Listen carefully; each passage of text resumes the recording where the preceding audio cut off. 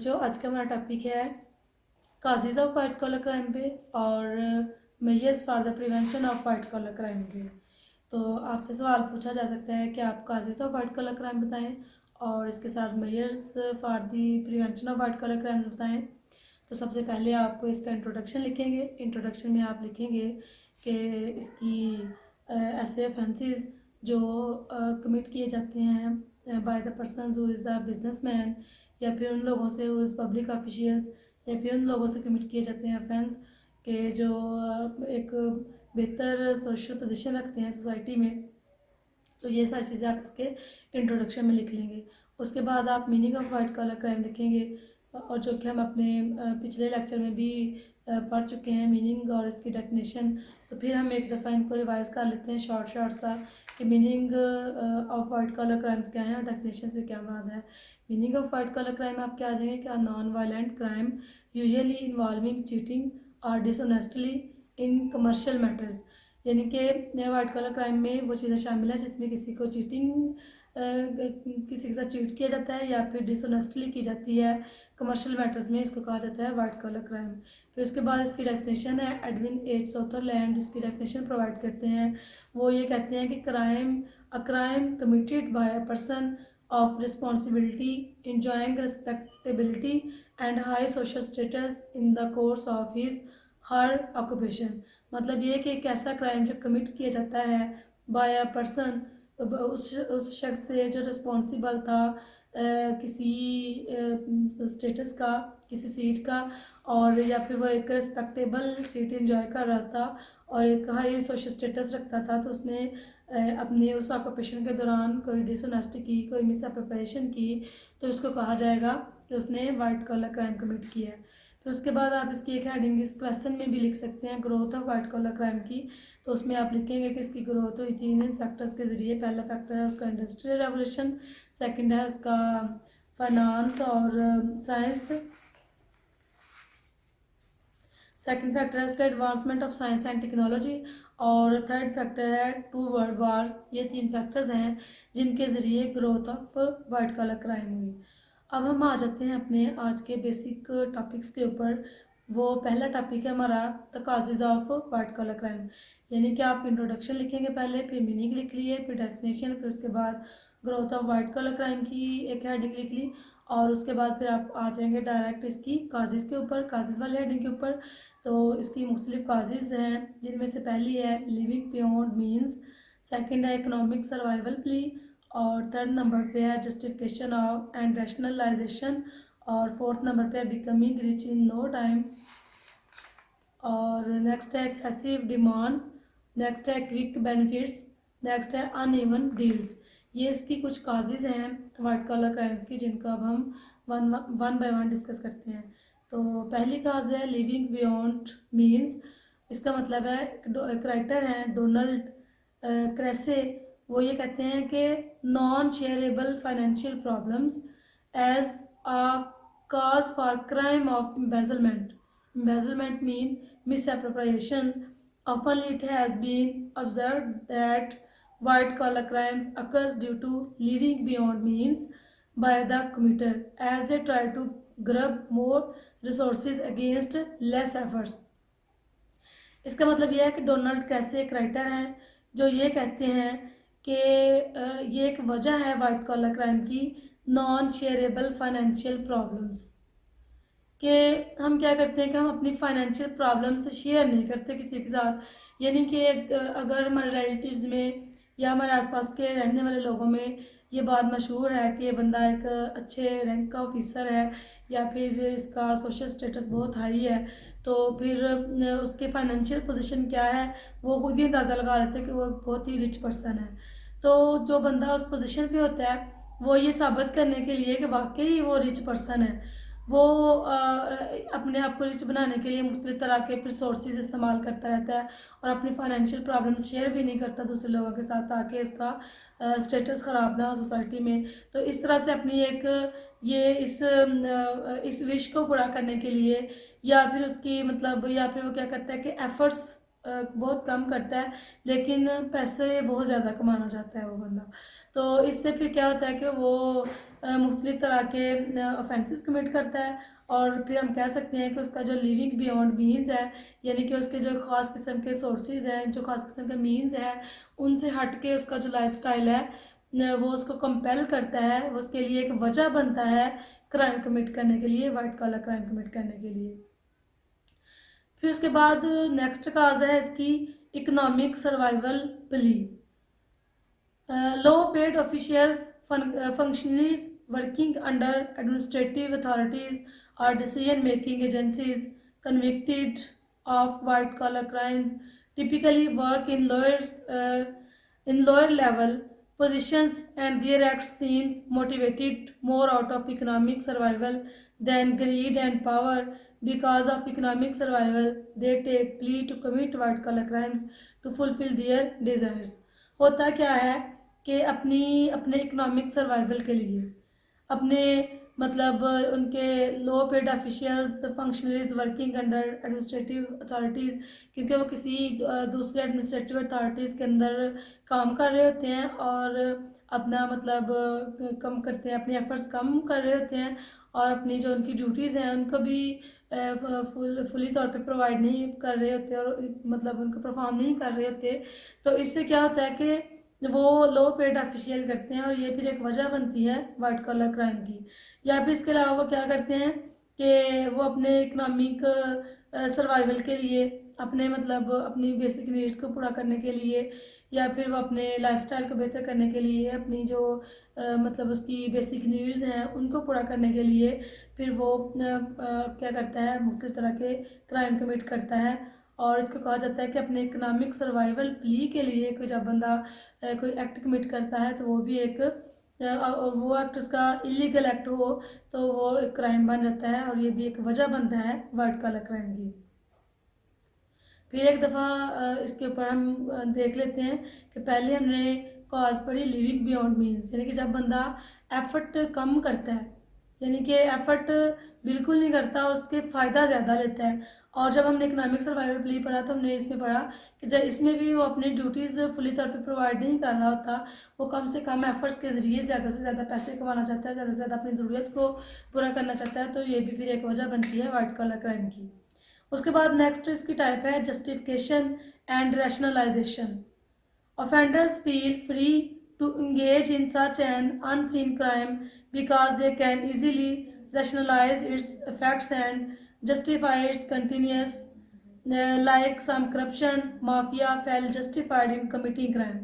Justification and rationalization का मतलब क्या है कि कुछ ऐसे माफिया ग्रुप हैं सोसाइटी में कि जो बड़े बड़े ऑफेंस कमिट कर भी लेते हैं, लेकिन उनके पास जस्टिफिकेशन भी होती है, वो दलाइल भी इतने मजबूत किस्म के देते हैं कि उन्होंने मतलब कोई भी ऐसा ऑफेंस कमिट नहीं किया। तो फिर ये भी है कि जब उनके पास एक जस्टिफिकेशन होती है किसी एक्ट के लिए, कि जब उनके ऊपर चेक एंड बैलेंस का सिस्टम स्ट्रॉन्ग नहीं होता, तो फिर ये भी एक वजह बनता है वाइट कॉलर क्राइम की।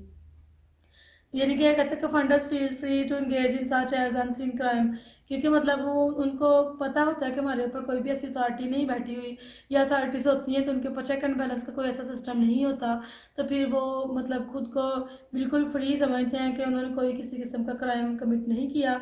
तो फिर जिन लोगों के पास ये जस्टिफिकेशन होती है वो रैशनलाइज होते हैं, फिर कहा जाता है कि ये भी एक वजह बनती है वाइट कॉलर क्राइम की।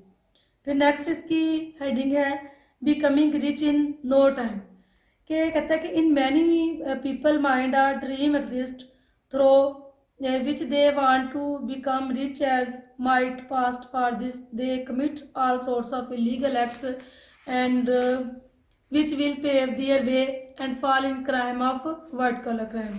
मतलब ये कि कुछ लोगों के अंदर अमीर बनने की ख्वाहिश होती है कि वो कम से कम वक्त में बड़े से बड़े अमीर पर्सन बन जाएं, उनके पास खूबसूरत गाड़ियाँ हों, बंगले हों, और फिर उनका लाइफस्टाइल बहुत हाई हो। तो इस विश को पूरा करने के लिए वो क्या करते हैं कि वो कि एक ऐसा मतलब एक ऐसा रास्ता अख्तियार कर लेते हैं कि जिनके ज़रिए इनके पास ज़्यादा से ज़्यादा पैसे आते हैं। तो फिर वो होता तो यही है कि वो क्राइम भी कमिट कर रहे होते हैं, ये भी फिर एक टाइप बन जाती है वाइट कॉलर क्राइम की। उसके बाद नेक्स्ट टाइप है इसकी excessive demands. According to corporate culture theory some business enterprises cause crime by placing excessive demands on employees while at the same time maintaining a business climate tolerant of employees deviance deviating from what is normal। Excessive demands का मतलब ये है कि जब बंदा अपने simple lifestyle से निकल के तो अपने एक बेहतर लाइफस्टाइल की तरफ आता है या अपने हाई लाइफस्टाइल की तरफ आता है, तो अपने इस विश को पूरा करने के लिए अपने कल्चर के मुताबिक या उसके मतलब जो आसपास कुछ बिजनेस इंटरप्रीनर्स हैं, इंटरप्राइजेज हैं, उनके मुताबिक वो उन जैसा बनने की मतलब डिमांड करता है या ख्वाहिश रखता है जैसा बनने की, या अपनी जो है लग्जरीज की चीज़ें उनके लिए वो एक्स्ट्रा डिमांड करता है, तो उसके लिए फिर उनको पूरा करने के लिए वो मुख्तलिफ़ किस्म के इलीगल सोर्सेज का इस्तेमाल करता है। फिर हम ये कह सकते हैं कि एक्सेसिव डिमांड्स होना भी वाइट कॉलर क्राइम की एक रीज़न है, एक कॉज है। उसके बाद नेक्स्ट इसकी टाइप है क्विक बेनिफिट।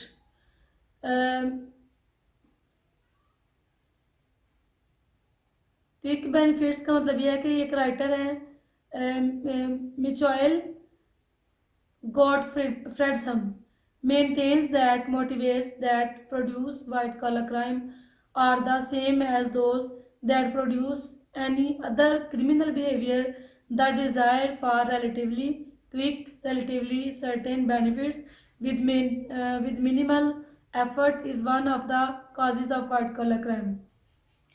तो हम क्या करते हैं कि हमने जो कोई एक्ट किए होते हैं, हम क्या चाहते हैं कि हम उसका क्विकली बेनिफिट चाहते हैं। हो सकता है हमारा वो एक्ट प्रॉपरली परफॉर्म ना हो और हमें वो उस वक्त उसका कोई फ़ायदा ना मिलने वाला हो, लेकिन हम ये चाहते हैं कि हमारे हर एक्ट का हमें क्विकली बेनिफिट दिया जाए। तो इसको अपने क्विकली बेनिफिट्स के लिए हम मुख्तलिफ तरह के सोर्सेज जो इलीगल सोर्सेज हैं उनका इस्तेमाल करते हैं, तो इससे भी वाइट कॉलर क्राइम की रेशो में इजाफा होता है। फिर उसके बाद है अनइवन डील्स। अनइवन का मतलब है चेंजेबल डील्स।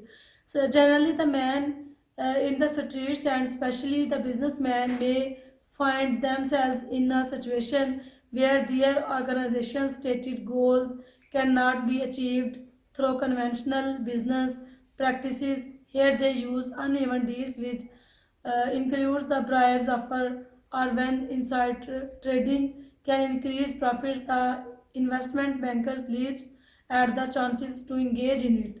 कहते ये हैं कि uneven deals कि जब हम मतलब इस तरह की डील्स कर लेते हैं कि जिसमें मतलब दूसरे बंदे के साथ हमारी एक ऐसी डील होती है कि हम इसको किसी सूरत भी चेंज नहीं करेंगे, फिर अगर उसमें कुछ चेंज करने की नौबत आ जाए या कुछ टर्म्स एंड कंडीशंस चेंज करनी हो, तो जो बंदा फिर वो डील्स को चेंज करवाना चाहता है तो फिर उससे पेशकश की जाती है कि तुम ज़्यादा से ज़्यादा रिश्वत दो तो फिर हम इसको चेंज करेंगे।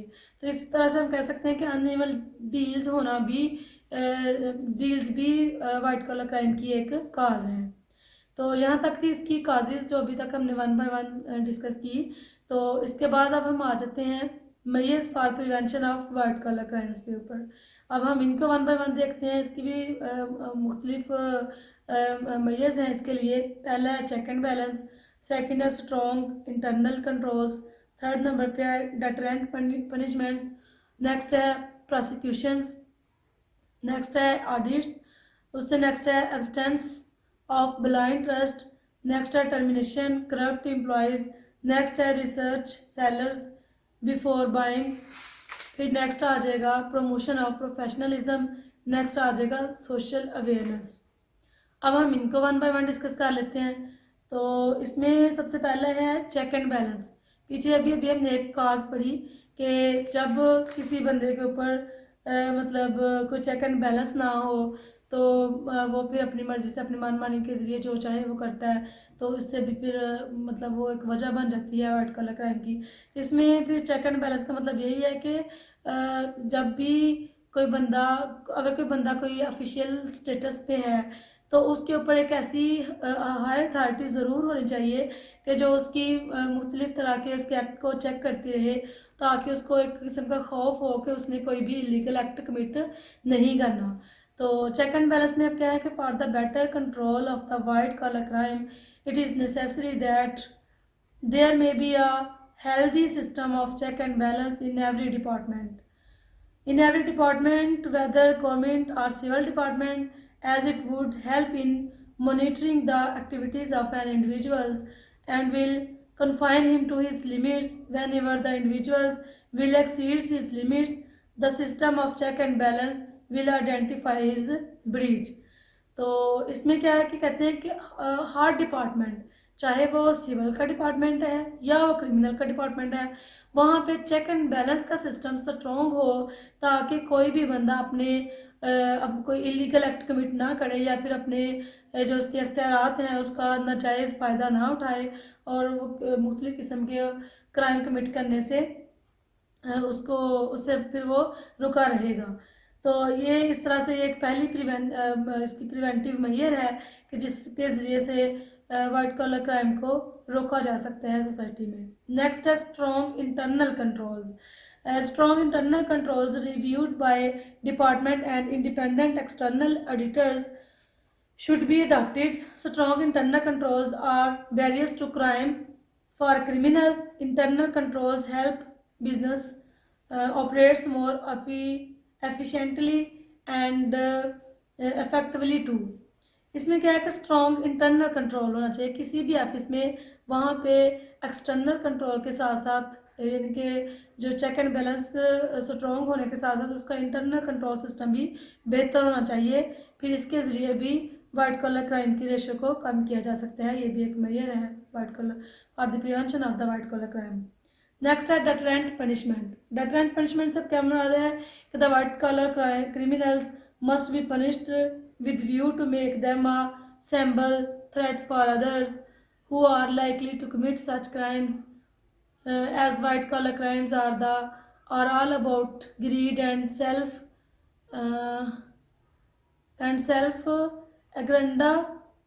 aggrandizement, and while those things may be deeply hunger, addictions, or desperations, unlike them, greed respond to fear, and fear is more about the conditions of confinement than its duration.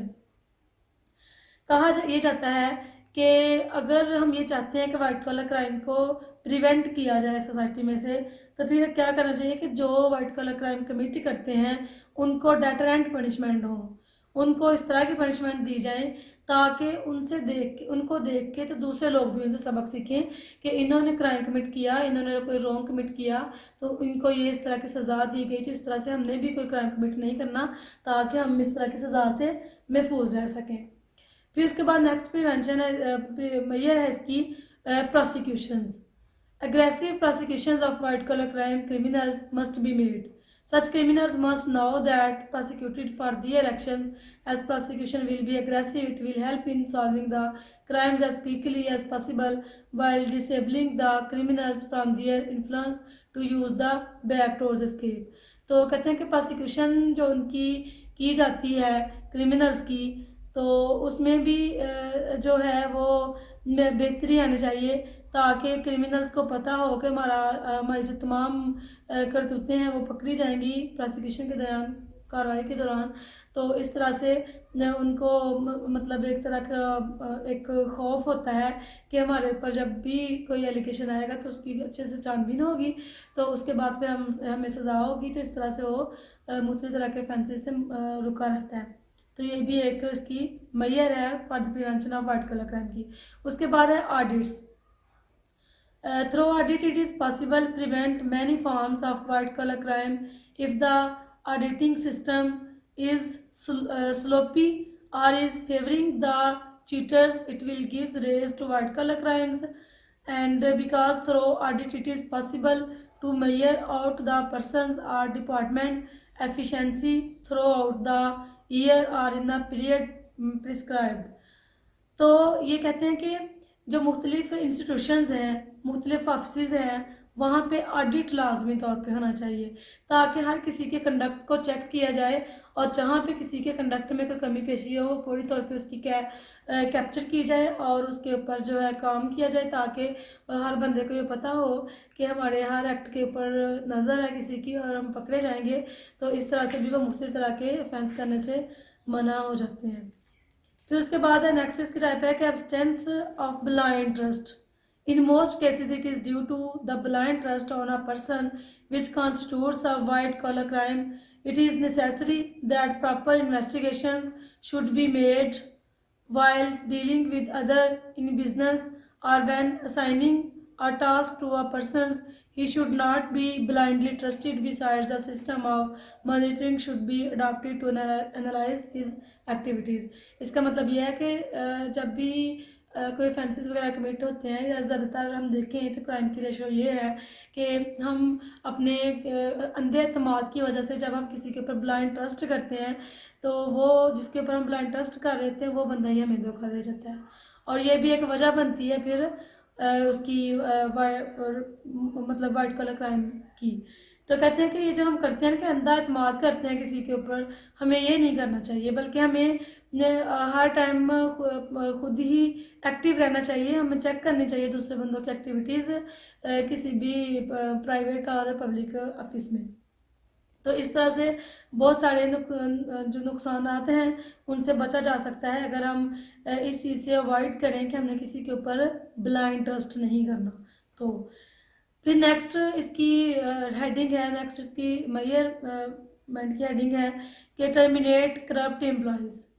The employer must terminate those employees on whom he suspect and any sort of corruption or he finds them guilty of corruption, as if they are not terminated it will provide them further chances to commit such crimes. On the termination of such employees involving in white collar crimes, proper prosecution should be made when necessary. तो कहते हैं कि जो है ना ये corrupt किस्म के एम्प्लॉयर मालिक को चाहिए कि जैसे ही उनका कोई एक्ट उनके सामने आता है कि उन्होंने करप्शन की है या उन्होंने कोई इलीगल एक्ट कमिट किया है तो फौरी तौर पर उनको टर्मिनेट कर देना चाहिए, फौरी तौर पर उनको उनके ओहदों से हटा देना चाहिए। तो इससे फिर एक ये फ़ायदा होता है कि दूसरे लोग भी जब उनकी अपॉइंटमेंट्स होती हैं तो उनको पता होता है कि हमसे पहले जो एम्प्लॉयज़ थे उनको उनकी इन कंडीशंस की वजह से उनको रिमूव कर दिया गया था हमसे उनके स्टेटस से, तो हमें भी कर दिया जाएगा अगर हमारा एक्ट ऐसा हुआ तो इससे क्या होता है कि ये वाले लोग भी ये इस वजह से भी टर्मिनेशन की वजह से भी बहुत सारे लोग सबक सीख सकते हैं और इस तरह से भी वाइट कॉलर क्राइम की रेशो में कमी आती है, और ये भी एक मेजर है for the prevention of white collar crime. Next है research sellers before buying. Research sellers before buying to prevent any unseen white collar incident it is the duty of the buyer to hold a research or to verify the sellers before buying something. As many white collar crimes like telemarketing, fraud, computer crimes and weights and measurement fraud took place where the buyer is unaware of seller or he deals with him without considering the principles of caveat emptor. कहते हैं कि caveat emptor ये एक maxim है, cavity emptor ये एक मैगज़म है जिसमें ये कहा जाता है कि जो ख़रीदार है उसको हर तरह से होशियार रहना चाहिए, उसको हर तरह से ख़रीदते वक्त चीज़ों को चेक कर लेना चाहिए, वेरीफाई कर लेना चाहिए कि जिससे वो चीज़ें ख़रीद रहा है आया वो मतलब वो एक असली पर्सन है या वो किसी तरह से उसको धोखा तो नहीं दिया जाएगा। यानी कि चीज़ें ख़रीदते वक्त उनकी पहले वेरिफिकेशन अच्छे से कर ले कि कहीं वो दो नंबरी ना कर जाए उसके साथ, या फिर वो नकली जाली चीज़ों की असली चीज़ों जितनी कीमत पे कर दे। तो इस तरह से कहते हैं कि अगर हम लोग इन चीज़ों के ऊपर फोकस करें जब भी मार्केट में जाएं या फिर इसके अलावा किसी और स्टेट के बिहाफ पे या अपने किसी ऑफिस के बिहाफ पे अगर हम कोई चीज़ से परचेज़ करना चाह रहे हैं तो बायर को चाहिए कि वो पहले चीज़ों की अच्छे से वेरिफिकेशन कर ले और सेलर की भी वो अच्छे से इन्वेस्टिगेशन कर ले ताकि किसी किस्म की कोई प्रॉब्लम का सामना ना करना पड़े बाद में। तो इस तरह से भी वाइट कॉलर क्राइम को कंट्रोल किया जा सकता है। नेक्स्ट इसकी टाइप है प्रमोशन ऑफ प्रोफेशनलिज्म। इसमें यह कि to reduce the ratio of white collar crime it is necessary that professionalism should be promoted in every field, as the non-professionals tends to commit breach whereas the professionals always believes in hard work and obedience. तो कहते हैं कि अगर professionalism की promotion हो जाए तो इसमें इस तरह से भी वाइट कॉलर क्राइम की रेशो को कम किया जा सकता है। जो नॉन प्रोफेशनल लोग हैं उनको अगर प्रमोट ना किया जाए तो इस तरह से जो प्रोफेशनल लोग हैं वही सामने आएंगे और प्रोफेशनल लोगों से बेहतर किस्म के रिजल्ट्स की तवक्को की जाती है।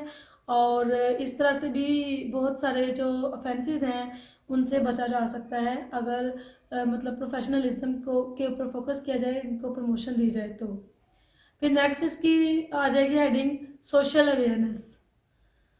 सोशल अवेयरनेस में है government should launch such programmes which highlights the phenomena of white collar crimes.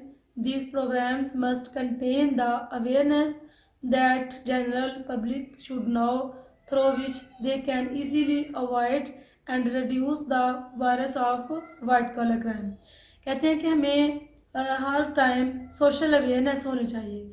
जब सोशल अवेयरनेस होगी तो इस तरह से भी बहुत सारे ऑफेंसेस से बचा जा सकता है। जैसे कहते हैं government should launch such programmes which highlights the phenomena of white collar crime, यानी कि हमने मतलब इसके लिए गवर्नमेंट को भी चाहिए तो वो इस तरह का स्केच प्रोवाइड करे लोगों के लिए कि जहाँ पे ये चीज़ें वाज़ेह हो जाएं कि ये वाली चीज़ें जो हैं इनको इन्होंने सेल नहीं करना, परचेज़ नहीं करना, इससे क्या होगा कि इनके साथ फ्रॉड हो सकता है या इस तरह से वाइट कॉलर क्राइम कमिट्स हो रहे हैं, तो इन सारी चीज़ों से उन्होंने मतलब अवॉइड करना है। तो इस तरह से भी सोशल अवेयरनेस होगी तो भी बहुत फ़ायदा होगा, वाइट कॉलर क्राइम से बचा जा सकता है। तो इसके बाद फिर आप इसका कंक्लूजन कर लेंगे। तो कंक्लूजन में आप फिर अपनी सारी जो कॉजेस आपने पढ़ी होंगी, जो आपने सारी इसकी मेजरमेंट्स पढ़ी होंगी for the prevention of white collar crimes के लिए, उसको आप 2-4 लाइनों में लिख लेंगे। तो इसके बाद फिर एक दफ़ा मैं आपके क्वेश्चन का स्केच आपको बता दूं कि आपसे अगर वो पूछ लेता है कि causes of white collar crime बताएं, तो आपने फिर causes of white collar crime को ही डिस्कस करना है। और अगर वो आपसे पूछता है कि आप measures for the prevention of white collar crimes बताएं, तो फिर आप काजेज़ जो हैं इसकी उनको चाहे एक्सप्लेन ना करें, लेकिन उनको सिर्फ उनकी हेडिंग्स की सूरत में लिख दें। तो फिर आप एक्सप्लेन करेंगे इसकी measures of prevention of white collar crimes वाली हेडिंग्स को। तो उसके बाद उनको अलग-अलग एक्सप्लेन करने के बाद फिर आप अपना इसका कंक्लूजन कर लेंगे। तो इस तरह से ये आपका एक बेहतरीन क्वेश्चन बन जाएगा काजेज़ और मेजरमेंट्स के ऊपर। और ये हमारा वाइट कॉलर क्राइम का टॉपिक भी कंप्लीट हो चुका है। तो मैं उम्मीद करती हूँ कि आपको समझ आ गई होगी इसकी। इसके साथ मैं इजाज़त चाहती हूँ। अल्लाह हाफिज़।